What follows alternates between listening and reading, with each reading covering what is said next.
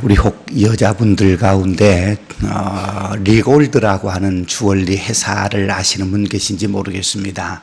우리나라의 주얼리 회사의 선두그룹이라고 이야기하는데요. 그 회사의 회장인 이재호 회장이 쓴 필연적 부자라고 하는 책이 있습니다. 초등학교 다닐 때는 우리가 흔히 말하는 풀떼죽도 거의 먹지 못해서 언제 죽을지를 기다려야 할 만큼 가난하게 살았고 38살이 될 때까지도 내가 살 수 있을까를 걱정해야 되는 사람인데 지금은 우리나라 주얼리 회사의 선두 그런 기업을 이끌어가는 그런 회장이 되었어요. 그분이 그 책에서 이런 이야기를 합니다. 어떻게 하면 돈을 벌 수 있을까 하는 생각은 아예 있고 당신이 필요하는 사람에게 어떻게 값지게 활용될 수 있을까를 생각하라. 당신에게 도움을 줄 수 있다면 그 게임은 끝난 것이다. 그들이 당신을 활용할 시간이 차츰 많아지면 부도 자연스럽게 따라온다. 이분이 필연적 부자라고 하는 그 책은 자신의 경영 철학을 이야기하고 있는 건데 그분의 경영 철학을 한마디로 이야기한다면 다른 사람에게 도움이 되는 사람이 되라 그런 얘기예요. 다른 사람에게 도움이 되는 삶을 살면 부도 자연스럽게 따라온다는 거예요. 그러면서 그런 얘기에 돈은 마치 생물과 같아서 내가 붙잡으려고 하면 자꾸만 도망가는데 내가 다른 사람을 위해서 기꺼이 나눠주고 도와주려고 하면 부도 내 곁에 자연스럽게 따라온다는 거예요. 그래서 그분이 주얼리 회사를 운영하면서 자신이 개발한 기술을 공개했어요. 많은 다른 회사들이 함께 그 기술을 사용하도록 공개할 때에 자기 직원들도 그렇거나 많은 주변 사람들이 그 좋은 기술을 다른 사람에게 공개하고 다른 사람과 함께 쓰게 만들면 우리 망할 거다. 우리 분명히 손해볼 거다. 그럼에도 불구하고 그는 과감하게 자신 회사에서 개발한 기술을 아낌없이 다른 사람과 다른 회사와 공유를 했어요. 비록 돈은 좀 덜 벌 수 있을지 몰라도 그분은 그것 때문에 자기 회사가 살고 그것 때문에 한국 보석 사업이 한층 더 발달되고 우리 한국 사람이 많은 사람들이 좀 더 좋은 그런 주얼리를 가지고 다닐 수 있는 그런 기회가 되었다. 그렇게 평가를 하는 거예요. 여러분 어떻게 생각하세요? 한 회사가 개발한 좋은 기술을 아낌없이 누군가를 위해서 또 경쟁하는 회사를 위해서 그 기술을 공개하고 나누고 함께 쓸 수 있게 만든다. 오늘 우리 경쟁사에서 결코 쉽지 않은 이야기인데 그분은 그렇게 한다는 거예요. 그렇게 해야 그도 살고 나도 살고 함께 산다는 거예요. 누군가에게 도움을 주는 사람이 되어야 자신의 삶에도 부가 따라온다.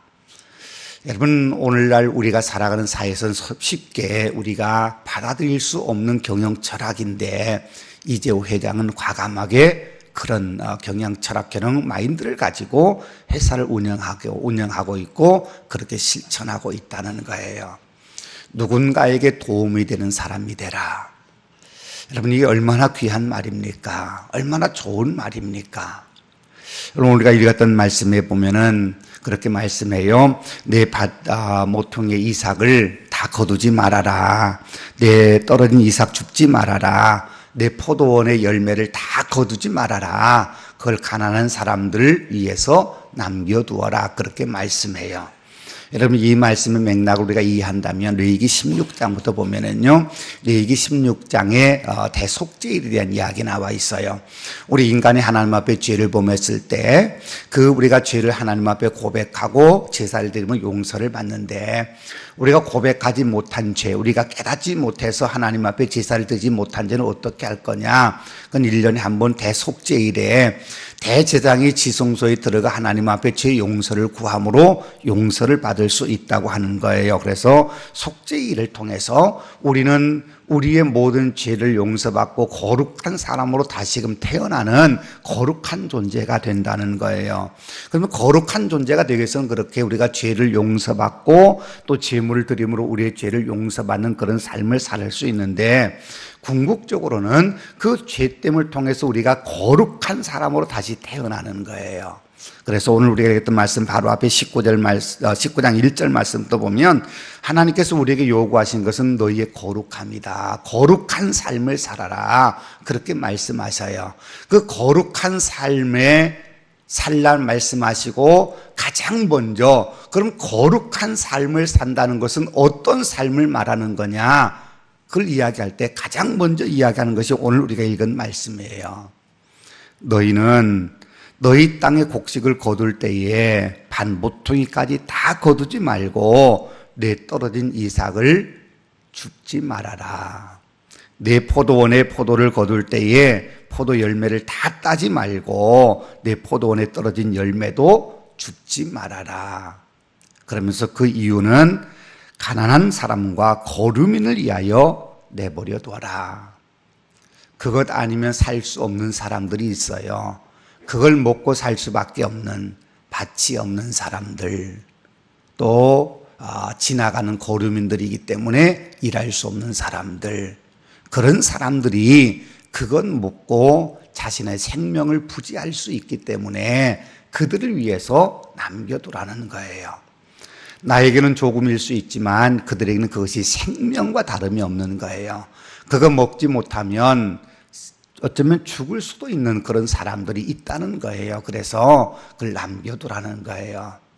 반모퉁이 이삭 남겨둬라. 반모퉁이를 남겨둬라. 이삭을 거두지 말아라. 그게 얼마나 될까? 랍비들은요, 그런 것에 대해서 명확하게 하기를 좋아하기 때문에 랍비들은 그렇게 얘기해. 자신의 수확물의 60분의 1은 무조건 남겨둬야 된다. 60분의 1은 무조건 버려둬야 된다. 그걸 가난한 사람들, 고아, 과부, 거름을 위해서 남겨둬야 된다. 그렇게 이야기해요. 정확하게 60분의 1은 아닐지라도 우리가 가난한 사람을 위해서 기꺼이 나눌 때에, 여러분, 그것이 성경은 가난한 사람을 위해서다 그렇게 말씀하지만 궁극적으로는 그게 우리 자신을 위해서라는 거예요. 말씀드린 것처럼 레위기 19장에서는 우리에게 먼저 너희는 거룩해라 그렇게 말씀하시는데, 거룩하라고 말씀하시면서 반 모퉁이 이삭을 남겨둬라, 포도원에 떨어진 열매를 줍지 말아라 그렇게 말씀하신 것은 우리가 거룩하게 되기 위한 거라는 거예요. 거룩한 삶을 사는 방법 가운데 하나가 그거라는 거예요. 그러면 그렇게 거룩한 삶, 하나님이 우리에게 원하시는 그런 거룩한 삶을 살아갈 때 궁극적으로 하나님께서 우리에게 하나님의 은혜를 주신다는 거지요. 그래서 우리로 하여금 더 풍족한 하나님의 은혜 속에 살아가게 하나님께서 우리에게 복을 주신다는 거예요. 여러분, 그 이야기를 우리가 룻기를 통해서 알 수 있잖아요. 이방 땅으로 갔던 나오미의 가족이 거기에서 남편 죽고 두 아들 죽고 며느리만 남았을 때 다시금 예루살렘 이스라엘 땅에 하나님이 복을 주셨다는 소식을 듣고 돌아오는데 룻이라고 하는 며느리가 함께 가겠다고 해서 나오미와 룻이 두 과부가 돌아오잖아요. 과부가 자기 고향 땅 베들레헴에 돌아왔는데 그들은 거기에서 거류민과 다름이 없었어요. 이미 밭은 다 지을 수 없는 상태가 되어버렸고 밭을 지을 수 있는 힘도 없고, 그래서 결국은 이삭을 주어야 먹고 살 수 있는 상황이 되어서 남의 밭에 가서 이삭을 줍게 되는데, 그 이삭 줍는 밭의 주인이 때마침 보아스라고 하는 사람이에요. 보아스라는 사람이 와서 추수할 때 와서 보니까 낯선 한 여인이 열심히 이삭을 줍고 있는 모습을 보게 되잖아요. 그래서 그 여인이 누구냐고 물었더니 나오미의 며느리다, 자부였다 하는 걸 알게 되고는 이 보아스가 자기 종들에게 그렇게 이야기해요. 너희가 곡식을 거둘 때에 일부러라도 이삭을 좀 더 많이 흘려둬라. 그렇게 이야기하고 그걸 주어서 나오미와 이 룻이 함께 먹고 살게 되고, 그렇게 결국 가난한 사람을 위해서 더 많이 이삭을 남겨두라고 했던 그 보아스가 그 젊은 과부였던 룻과 결혼을 하게 되잖아요. 결혼하게 되고 결국 궁극적으로는요, 그 보아스가 다윗 왕의 증조부 할아버지가 돼요. 구원의 역사에 아주 중요한 인물로 이 보아스가 등장하게 된다는 거예요.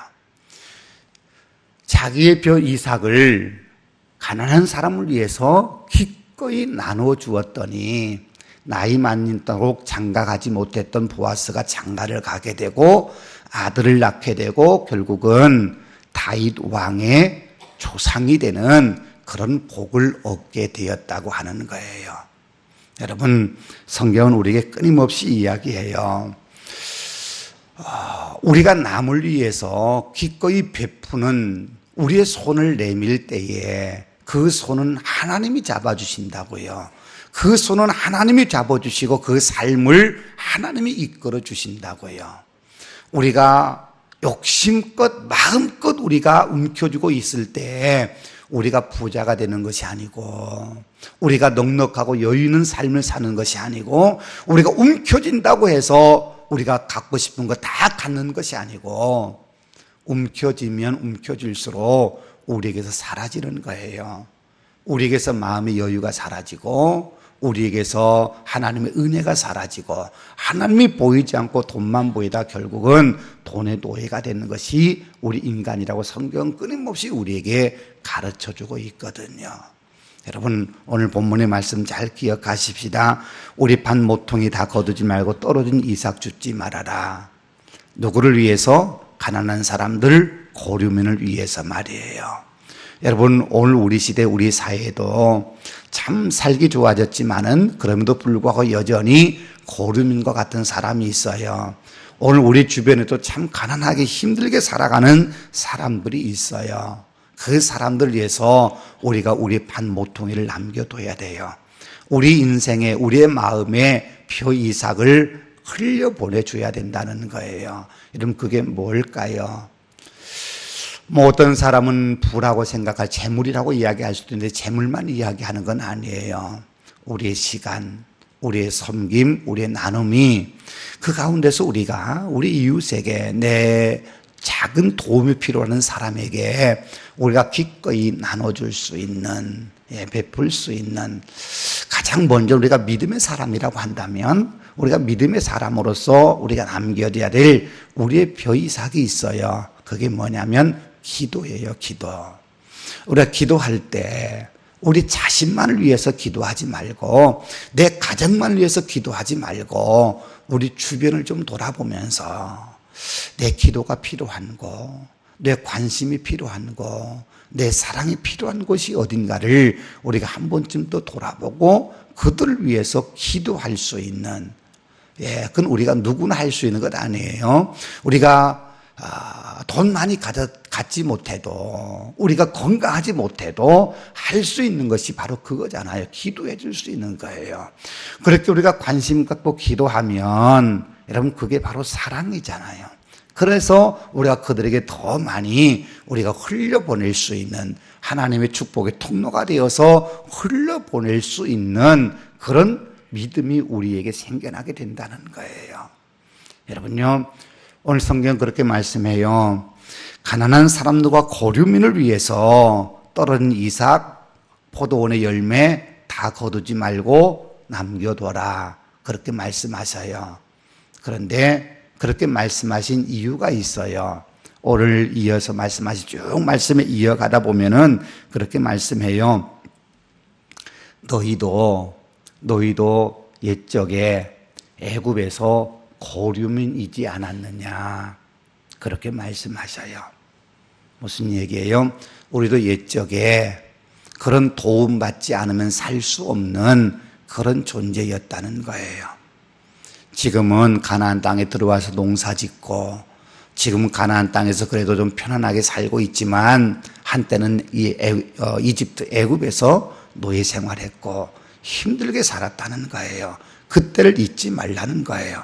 너희가 힘들었을 때, 너희가 가난했을 때, 너희가 참 많이 고생했을 때 누군가 도움을 주면 그 도움 때문에 힘을 얻고 그 도움 때문에 감사했던 그때를 너희가 잊지 말고 지금은 너희의 그 도움을 바라는 사람들이 있으니 그들을 위해서 너희가 반 모퉁이의 이삭을 남겨둬라. 그렇게 말씀하시는 거예요.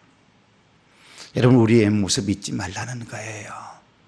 여러분, 우리가 죄인이었을 때 우리의 죄인인 우리를 위해서 십자가에 죽으신 우리 주님의 은혜를 잊지 않고 살아가야 되는 것처럼, 우리가 죄인으로 죽어갈 때에, 우리가 아직 하나님을 알지 못할 때에, 아니 우리가 아직 힘들고 어려웠을 때에, 그때 우리의 삶에 베푸셨던 은혜, 누군가를 통해서 우리가 도움을 받았던 그 기억들, 우리가 그걸 잊지 말아야 된다는 거예요. 그러면 우리를 통해서 누군가에게 흘려보내야 될 분명한 하나님의 복이 있다는 거지요. 그 성경은 오늘 우리에게 그게 벼이삭이라 그렇게 말씀하고 있는 거예요. 여러분, 올 한 해 내가 내 삶에 흘려보내야 될, 남겨둬야 될, 나를 위해서가 아니라 내 이웃을 위해서, 나보다 힘든 사람을 위해서 내가 흘려보내고 남겨둬야 될 이삭, 벼이삭이 무엇인지 우리 한번 깊이 생각해 보십시다. 여러분요, 움켜진다고 다 내 것 되는 거 아니에요.